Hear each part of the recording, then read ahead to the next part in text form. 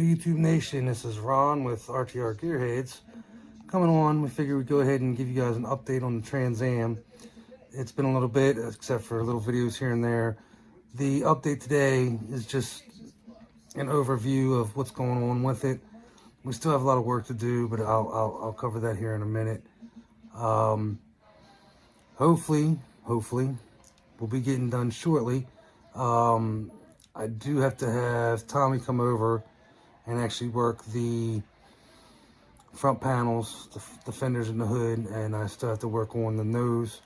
But I'll cover that here shortly in this update. Go ahead and watch, and I'll be back with you shortly. Thanks for watching.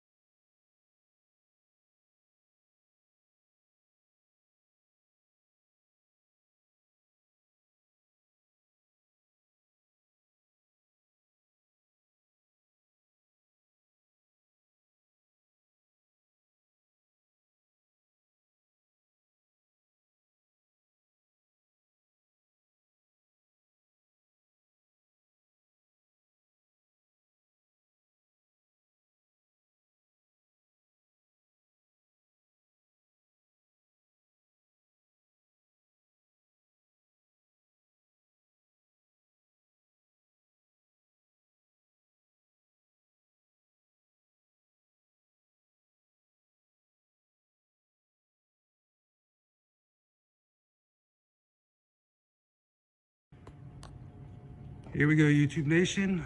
This is a update on the 1980 Trans Am with the LS swap. I haven't been able to get a lot of videos while we're working on it because it's just been me, except for the sporadic people to come over and help here and there. Junior, Tommy, my dad. You notice it has turned around in the garage. We still got a lot of stuff to do to it. I think a smaller filter. Can't use a stock radiator shroud for the Trans Am, so I'm gonna get just a normal piece of metal that goes across the cover that holds the radiator in place, and let that hose sit on top also. I used in my heater hose, that's where my steam port goes. See here, that's for my electric fans. Still gotta get those all cleaned up and covered up. A lot of body work we have to do to it still. We got to line the front end back up. So I believe that's going to be Mr. Tommy. It's going to be doing a good majority of that. Still need a lower lip on it. And once we get all the front end lined up, we'll be able to actually go ahead and get the hood shut. We did have to remove the plastic Vortex cover in order to get the hood to shut. No biggie. I just didn't want to go with the car intake manifold because it's one, a lot more money, and I'm way over budget right now on this. Not on the swap itself, but the new inner fenders, the new rad support, and the little things that nickel and dime you on it. So obviously I'm still gonna clean all this up. Right now my PCM is housed next to the battery. I've got to actually get some rubber for the battery terminal. What else do we have here? Keep it on the tender. But we did pull it out, drove it out, turn it around. I still have to mount the fuel pedal also, the gas pedal. It's fun because with one arm I'm sitting there trying to drive and actually reaching down on the floorboard and hitting the gas pedal a little bit to get in. But that's the current update, and hopefully sometime this month we'll be getting back to you, hopefully next week. I just got a call and actually have like 14 medical appointments this month now for the military. So I just wanted to update you. I will have to actually pull out the passenger's headlight also, because there's 2 screws that run behind the fender. There's actually 3 or 4 that run behind the fender that bolt the front of the fender up to the nose. You see, I had to do it when I pulled it off on this side, but they weren't even there on this side. So, and also still lining up, because if you look, I don't know how well you can see, but over on the fog light, that's how far this actual bumper itself, the metal part of the bumper, is bent. So I've got to get under there and do some tweaking. So that's your update now. Hopefully Tommy will be getting back here soon with some updated video, updated footage on the 59 Apache.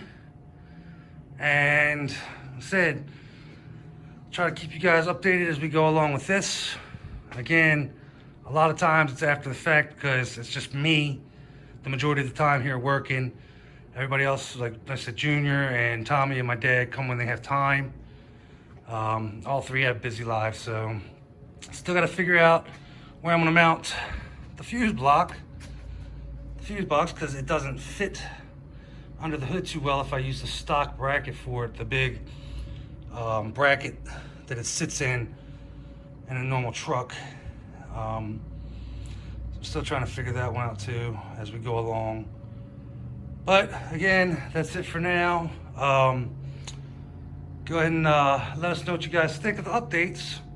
Drive shaft is in, obviously it moves.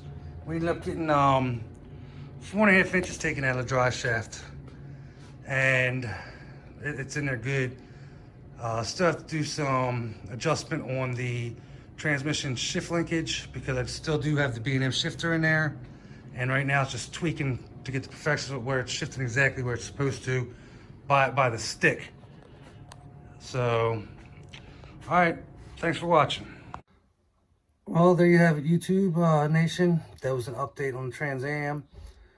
Hopefully we'll have some more content coming up on the Trans Am, on Tommy's 59 Apache, Junior's old S10. I might actually have something coming up on my S10 also, a 94 with a TBI 350 in it. I'm also going to have a 2003 Wrangler. I spoke about it before coming in. I actually put a motor in it, and pulled the original motor. I believe it was no compression in one of the cylinders, what I was told. That's actually going to get rebuilt. We have a motor to put in its place for now while the original motor is getting rebuilt. And I'll actually be putting that motor back in and getting that Jeep running for one of my good friends.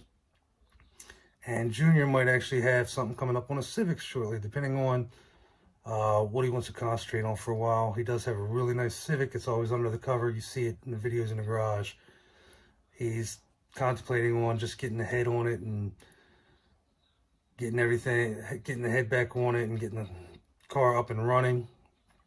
He was going to do a swap. I can't remember if it was a J series or K series, but he is right now he's debating on going ahead and just getting the head rebuilt and planed and pressure tested, and just the B series that's in there, go ahead and drive it around for a bit, because the car's been sitting in the garage for, you know, a couple years or a few years. Go ahead and subscribe. Let us know what you guys think. Hit that like button. Also, if any guys have any advice, so with the bleeding on it, bleeding the coolant, we try to fill the upper hose up and go that route, and it bled, and it still got extremely hot, to the point where we got to check engine light for the temperature. And then we actually used an airlift and suctioned out all the coolant and put new coolant in, and it still ran hot as could be. If any guys watching have any ideas, just go ahead and hit us up and let us know what you think it might be, or what recommendations there might be. what you had to do, or somebody that you know what they had to do, go ahead and hit us up and let us know. So again, Ron from RTR Gearheads. Let's go ahead and thank you guys for watching.